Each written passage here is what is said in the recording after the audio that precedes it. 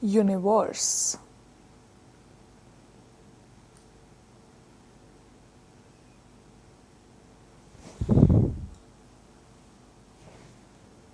Thirteenth word is sympathize. 14th word is mumbling. 15th word is shake.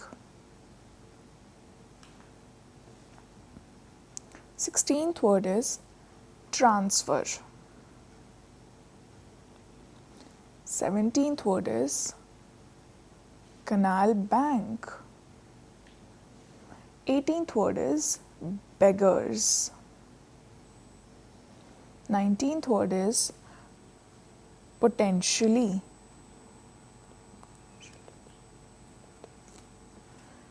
20th word is convince.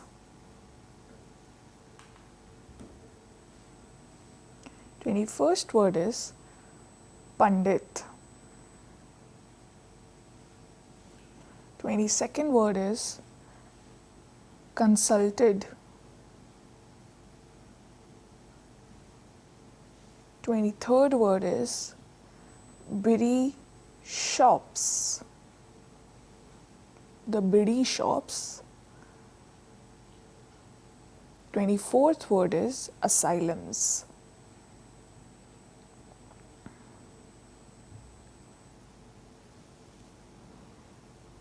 25th word is pampered.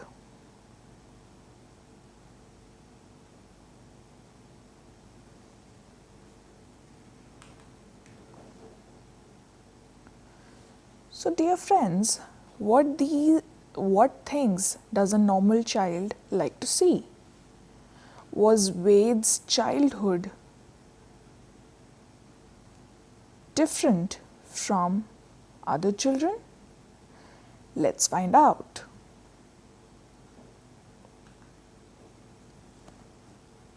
So as you see in the slide here, in India, as elsewhere, every girl or boy has fond and warm memories of his childhood. Right from the day he begins to talk to his mother and father.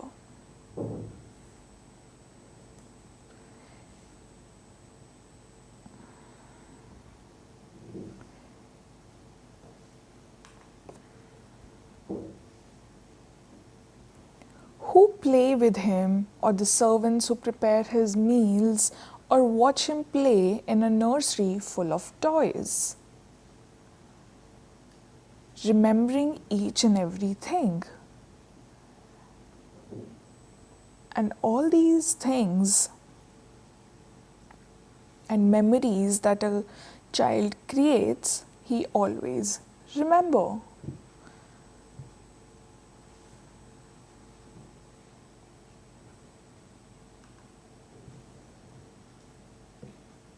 Child must also remember the rich colors of butterflies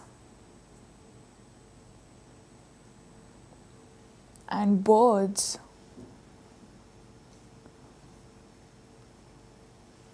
which children everywhere always love to watch.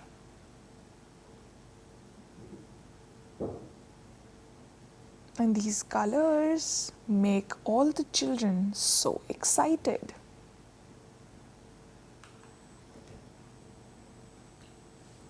But when I was 3.5, this is Ved talking. So when he was 3.5 years old, all his memories were expunged, and the prolonged sickness, meningitis, I started living a world of four senses, that is, a world in which colors and faces and light and darkness are unknown. The child started feeling that. And as you remember that I explained you, the four senses, he couldn't feel any of those senses. He felt lost. He felt completely lost in that moment. He couldn't see the darkness or the lights or the faces.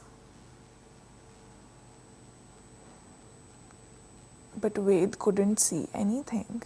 As you can see, day, light, everything. But Ved couldn't see any of it. He couldn't see the colors. He couldn't see anything.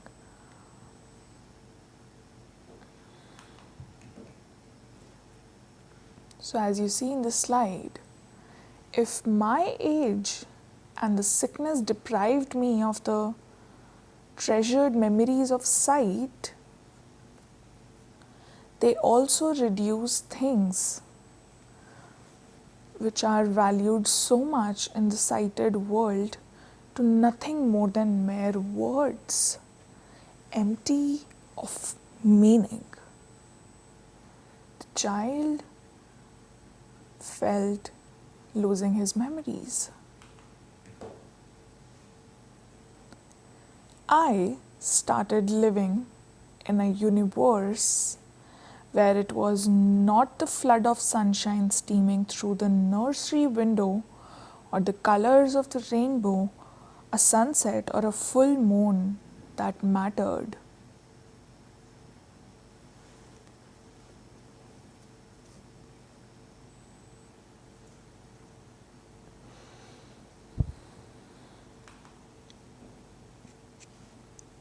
But the feel of the sun against the skin, the slow drizzling sound of spattering rain, the feel of the air just before coming out of the quiet night, the smell of the grass on warming morning. He couldn't see any of it.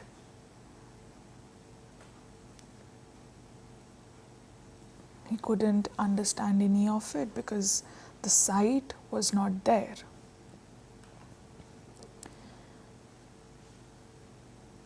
It was a universe where at first, but only at first, I made my way fumbling and flattering. But this made him used to his routine. He accepted that he was now blind.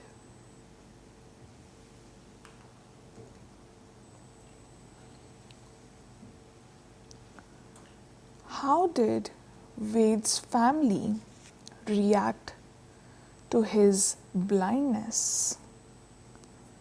Were they very unhappy, or did they think he would recover? What did they do about his problem? Let's see the answer of this question.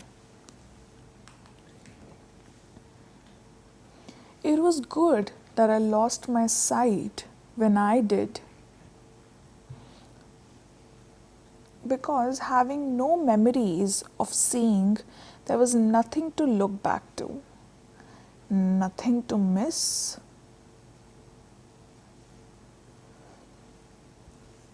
I went blind in November 1937.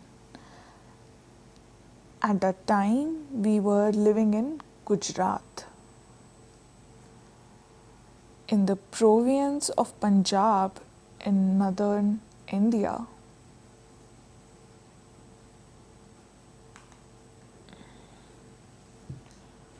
After my sickness, we moved to Lahore.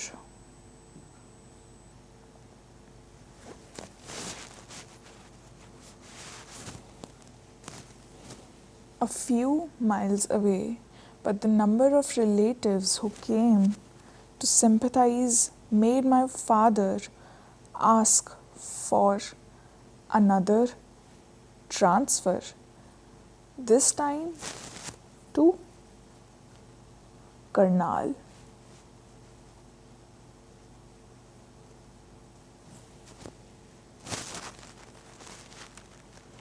Where we had neither friends nor relatives. There were got a cottage on the canal bank, built in very peaceful and quiet surroundings.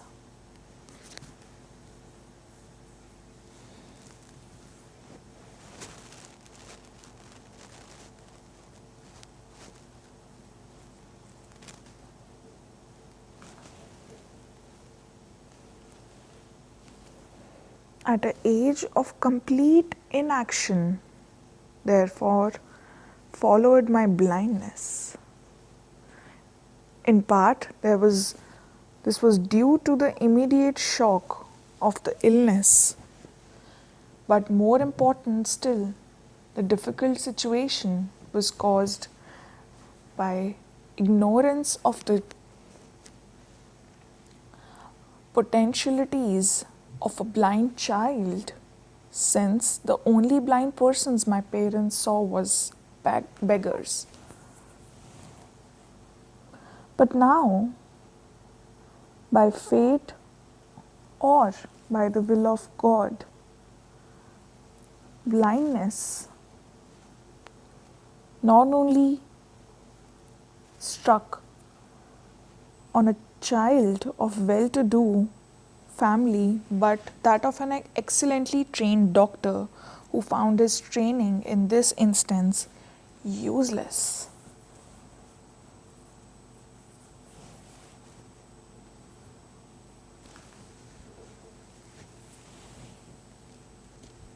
Still, his wide medical experience had prepared him for an acceptance of his tragedy, and he understood that any course of action must begin with the realization that I would be blind for the rest of my life.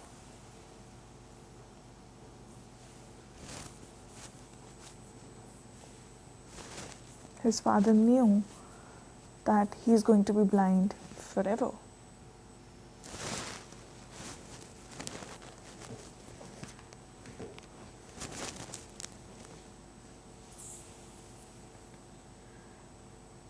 Another question we have here is that Ved's mother had her own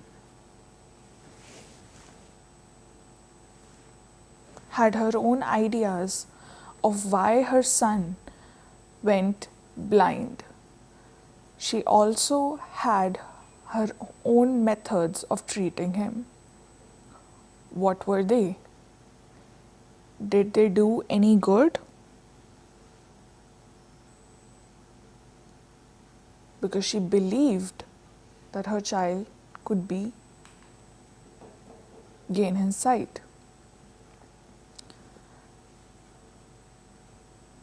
My mother, on the other hand, could not convince herself that my sight would never return. She did not have the medical experience of my father, and she blamed something in her past for the tragedy.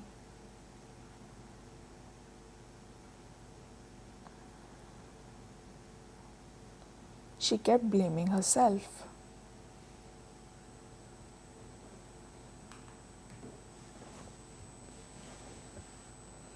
The family Pandit, upon whose advice my mother had relied almost from her childhood, was called in and consulted.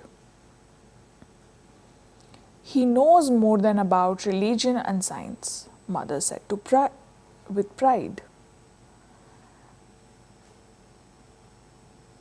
Because the mother has been asking for advice from her own childhood.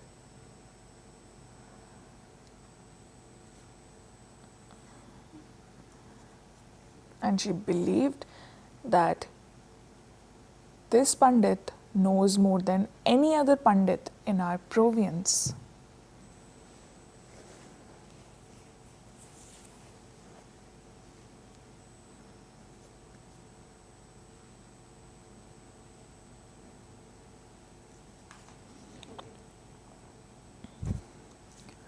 After a while, he took my hand and examined the lines, the hand of Veds. And then he looked at the mother's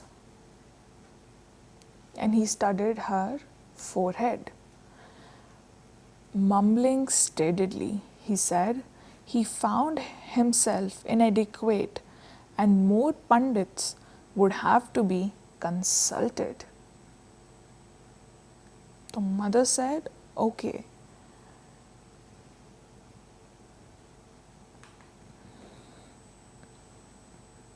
The other pundits, they prescribed methods ranging from intensive prayers to Srinivas's physical exertions.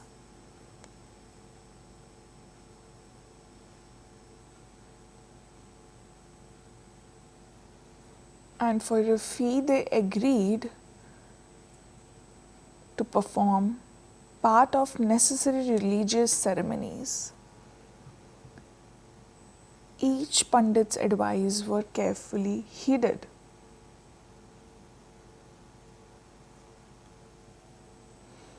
The mother listened more and more to the Pandits.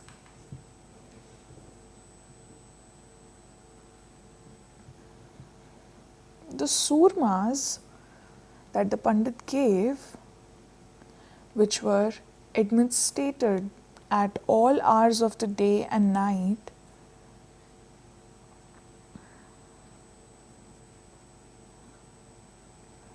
burned and stung my eyes.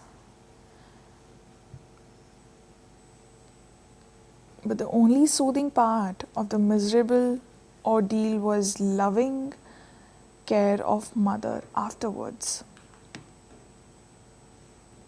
One day in the night, when my mother was administrating these eye drops and I was protesting with loud cries, my father unexpectedly returned. He asked and I told him why I was crying. He was very angry.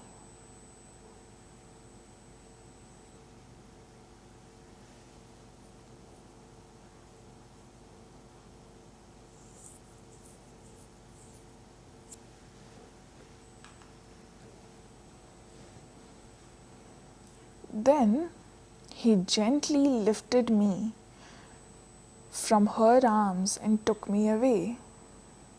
With steady hands, he bathed my stinging eyes. After this incident, even though we stopped going to Hakim's, now and then applications of surmas continues till I was 11 years old.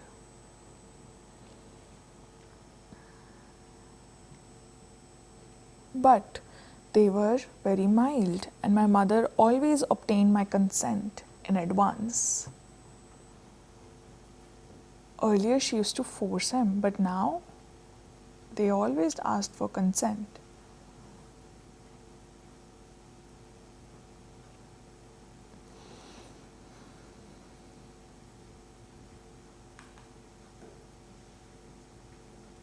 Now we would like to take a break.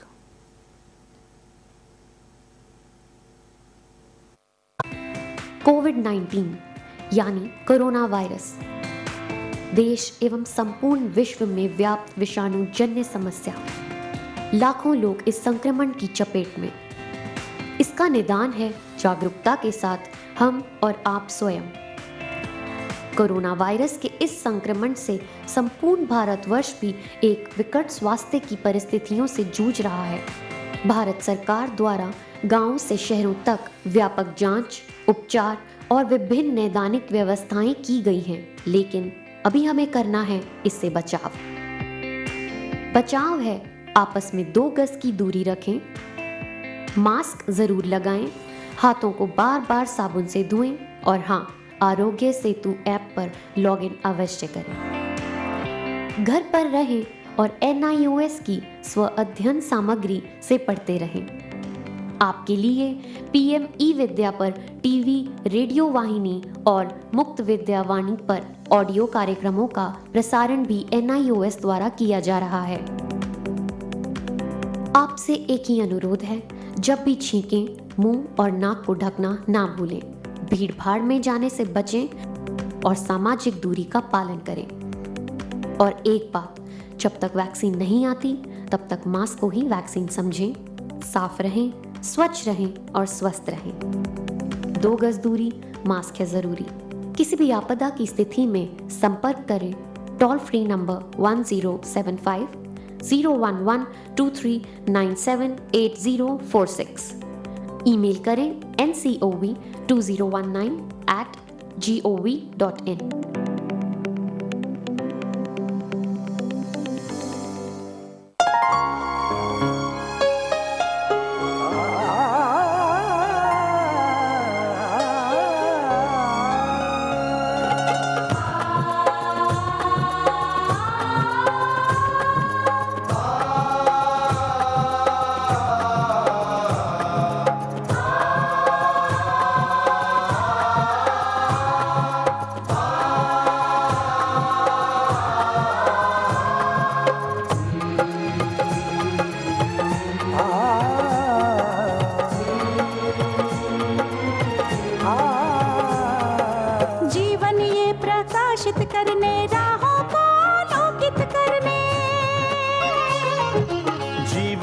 प्रकाशित करने, राहों को आलोकित करने, हम अपना दीपक स्वयं बने, हम अपना रास्ता स्वयं चुने। हम अपना दीपक स्वयं बने, हम अपना रास्ता स्वयं चुने। जीवन ये प्रकाशित करने, राहों को आलोकित करने।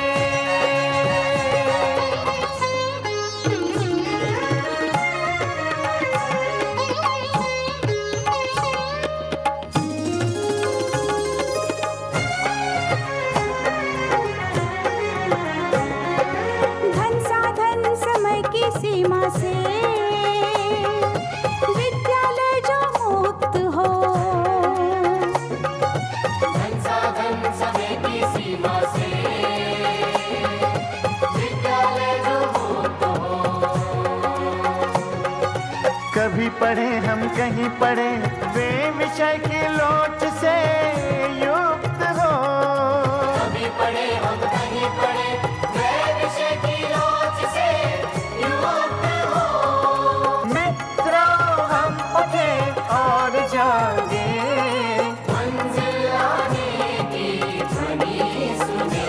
हम अपना दीपक स्वयं बने, हम अपना रास्ता स्वयं चुने। जीवन ये प्रकाशित करने, राहों को आलोकित करने।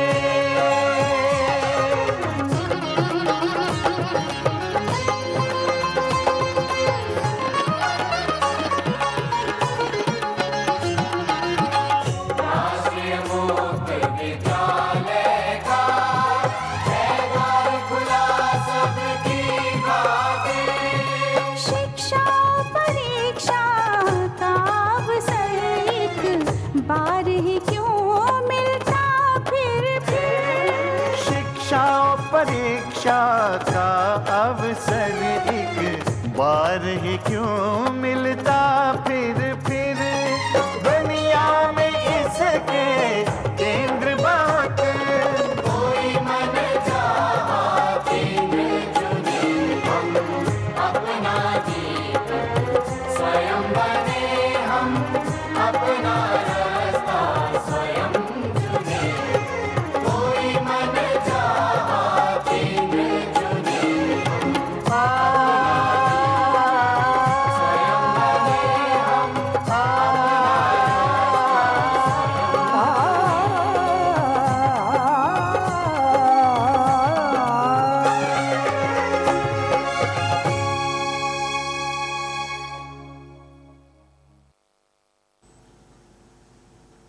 Welcome back. The question we are doing now is, how did Ved's father deal with his son's blindness? Let's learn how.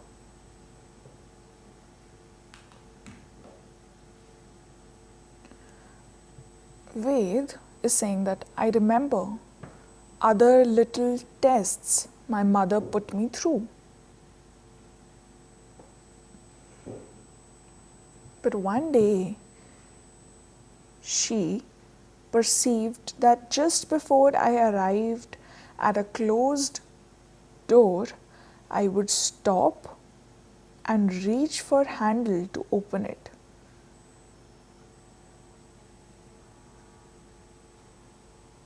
She began letting me go about the house by myself, and she discovered that I seldom ran into things.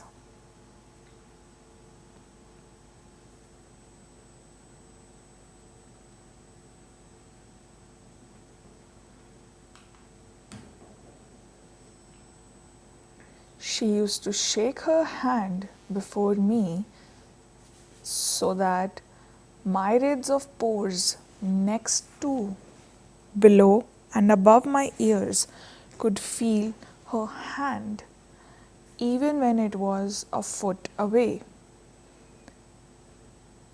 The air crans helped me to spot it.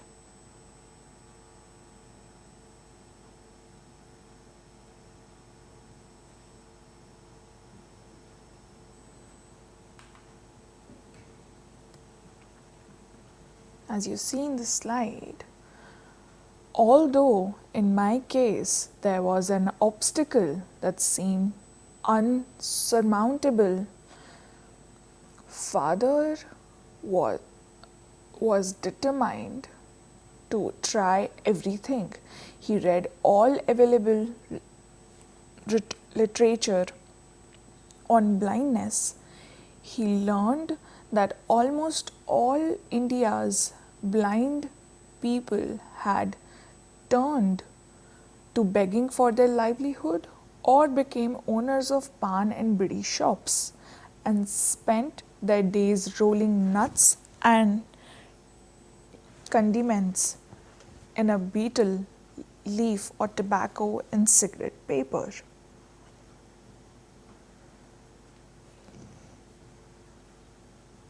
And did all these things. There were no one who were doing higher education being a blind or achieving something.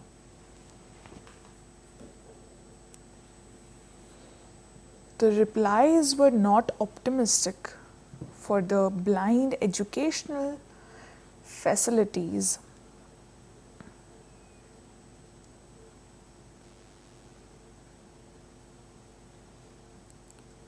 And personnel were limited.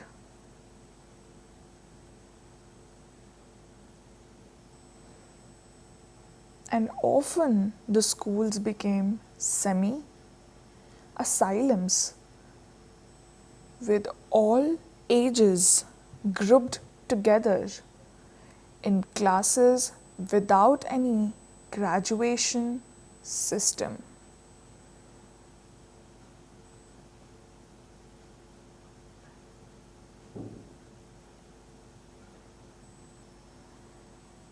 There were no value of those classes because there was no proper system.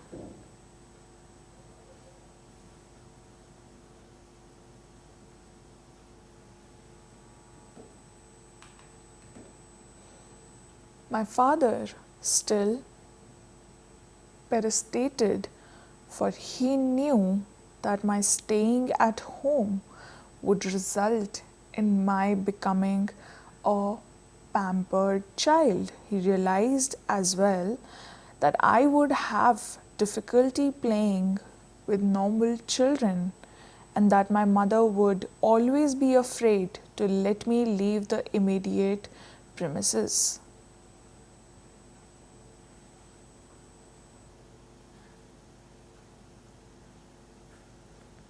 Which would not let Ved open up.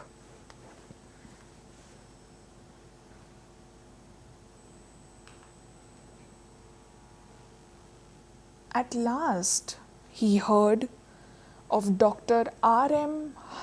Haldar,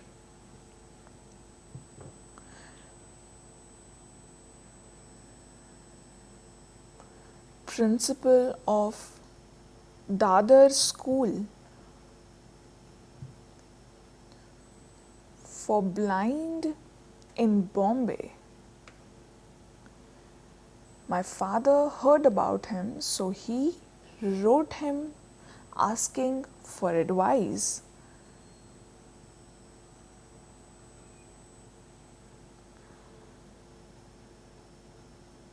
And Dr. Haldar showed unusual interest in my case and promised to take special care and personal responsibility for me if I were sent to his school. He was a great person. When my mother learned of my father's decision to send me to Dadar school, she was appalled. She could not understand the reason for sending me 900 miles away from home to attend school with orphans or children of the poorest classes. Yet she placed her faith in my father's superior judgment, and in her quiet way she agreed.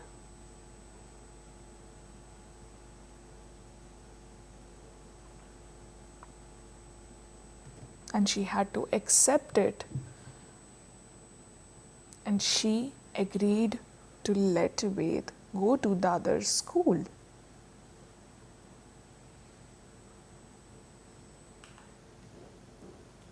As you see in the picture, this is Ved Mehta presently.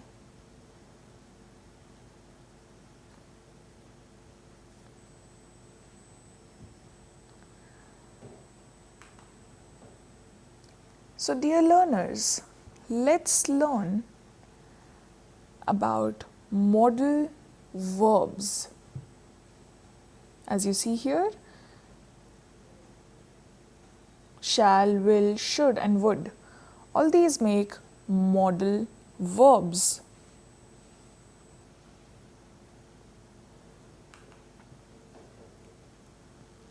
So, what do we see here? Shall or will. What does it mean? So, shall and will are both modal verbs primarily used to express the future tense. I will explain you more about it. The auxiliary shall should be used in the first person, singular and plural, I or we.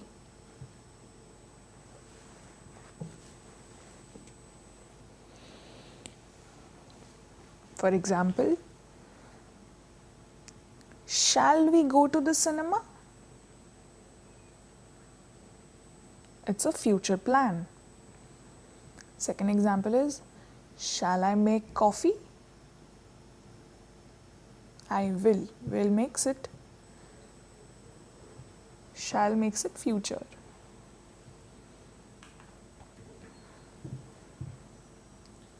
The auxiliary will should be used in the second and third person, singular or plural. You, he, she, it, they, as you see in the given examples. The first example, they will write a letter. The second example, you will read the newspapers. Third example, it will start at 7 p.m.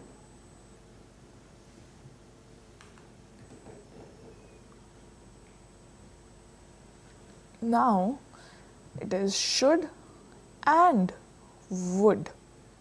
Let's understand what it is.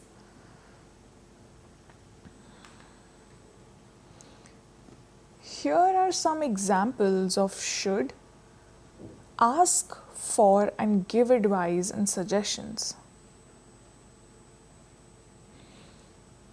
Should is using for and give advice and suggestions. For example, first example, you should go to the doctor. So if a person is sick, you're advising. So this is why you are using should as an advice that go to the doctor. The second is, he shouldn't smoke. You are advising or suggesting somebody that you should not smoke because that's advice. Use of would is to talk about unreal or unlikely situations or past tense. So for example,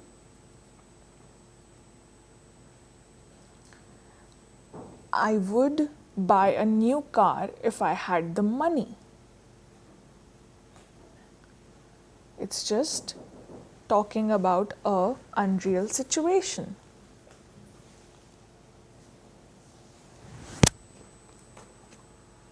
There are more examples.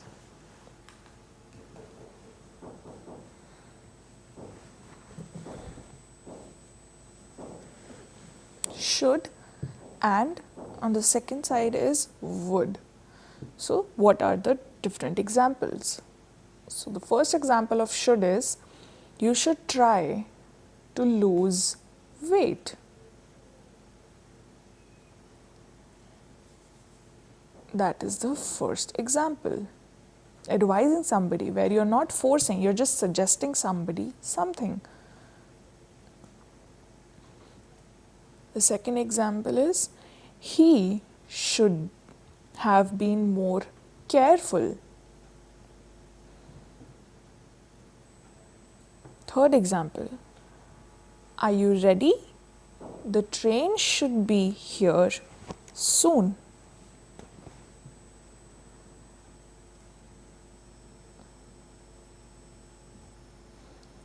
Would is, I think Raman would come this week. You're not sure, you're just saying that maybe. Second example is, if I won the lottery, I would buy a house.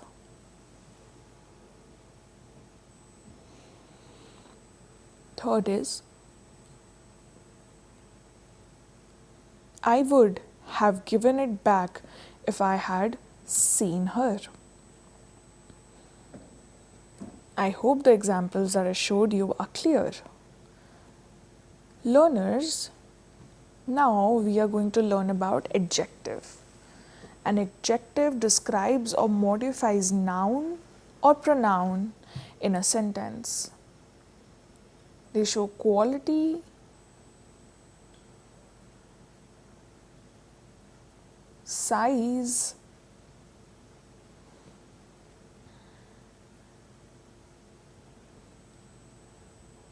origin,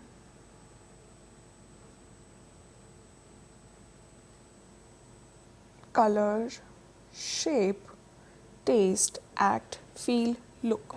Let's see some examples. First example, we buy for 2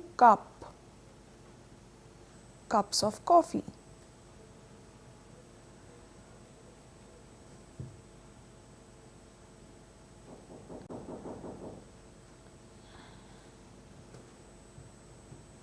So this is another example. second example is the tall giraffe is eating green leaves. Tall is the adjective. Third is Ram is a good man. Good is the adjective. Fourth is I ate some fruits. Some is the adjective. There are 100 students. 100 is the adjective.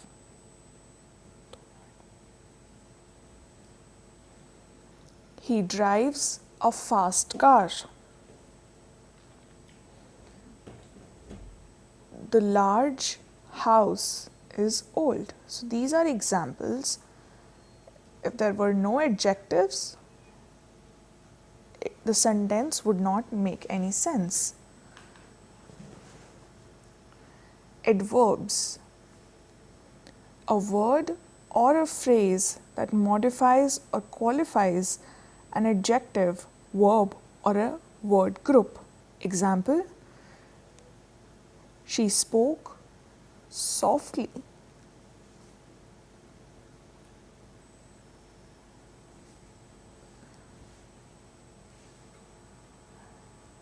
Another example is, he ate the chocolate cake greedily.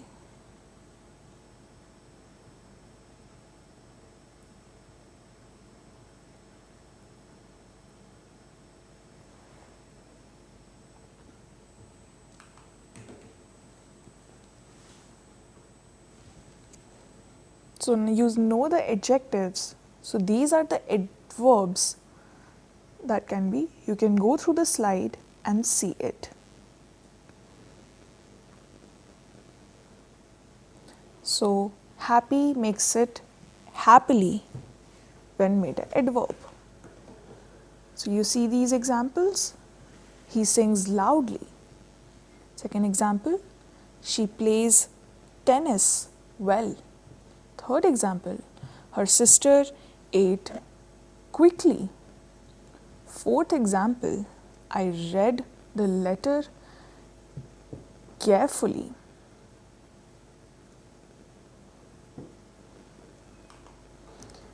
I hope that everything I have taught you, you will understand and learn the grammar. Thank you.